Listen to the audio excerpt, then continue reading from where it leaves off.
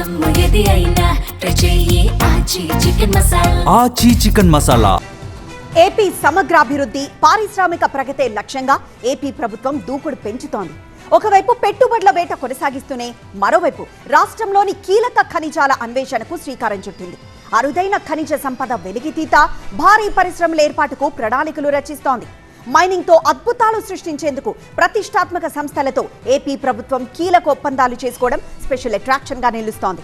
శ్రీకాకుళంలో titanium plant ప్రతిపాదన, విశాఖలో భారీ పెట్టుబడులకు అదానీ సంస్థ ముందుకు రాగా లిథియం, గ్యాలియం నిక్షేపాల వేటకు ఎన్జీఆర్ఐతో ఎంఓయూ కుదుర్చుకోవడం ఏపీ అభివృద్ధికి మరింత ఊతమివ్వబోతోంది.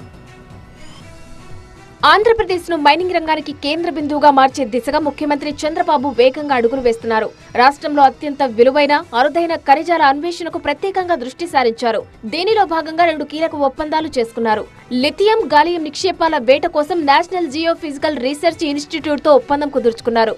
కడప బేసిన్లోనే వేంపల్లె, తుమ్మలపల్లెతో పాటు పరిసర ప్రాంతాల్లో జరిపిన ప్రాథమిక పరిశోధనల్లో లిథియం గరిష్టంగా 1000 ppm, గాలియం గరిష్టంగా 250 ppm వరకు ఉన్నట్లు ఎన్జీఆర్ఐ గుర్తించింది.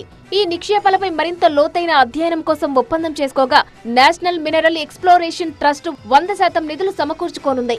సుమారు 140 కోట్ల అంచనా వ్యయంతో ఈ అన్వేషణ ప్రాజెక్టును చేపట్టనుంది. దీంతో పాటు గనుల రంగంలో పరిశోధన, టెక్నాలజీ, స్కిల్ డెవలప్మెంట్ పై ఏపీ ప్రభుత్వం మరో కీలక ఒప్పందం చేసుకుంది.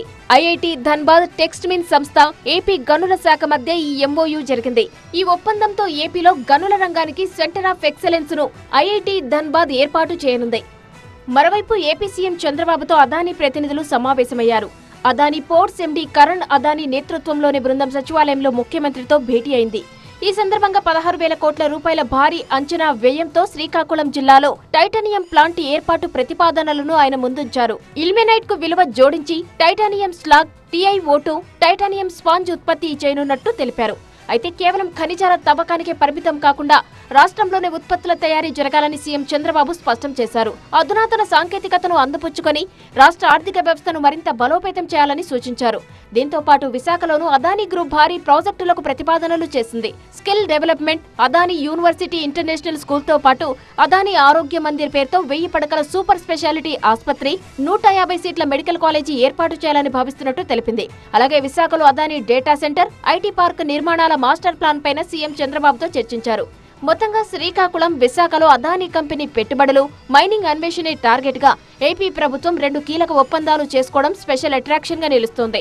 ఈ మైనింగ్ అన్వేషణ ప్రాజెక్టులు సఫలమైతే ఆంధ్రప్రదేశ్ దేశంలోనే అరుదైన ఖనిజాల హబ్ కు కేరాఫ్ కానుంది. ఫలితంగా $1 బిలియన్ పెట్టుబడులు, వేలాది సాంకేతిక ఉద్యోగాలు ఏపీ సొంతమవుతాయి.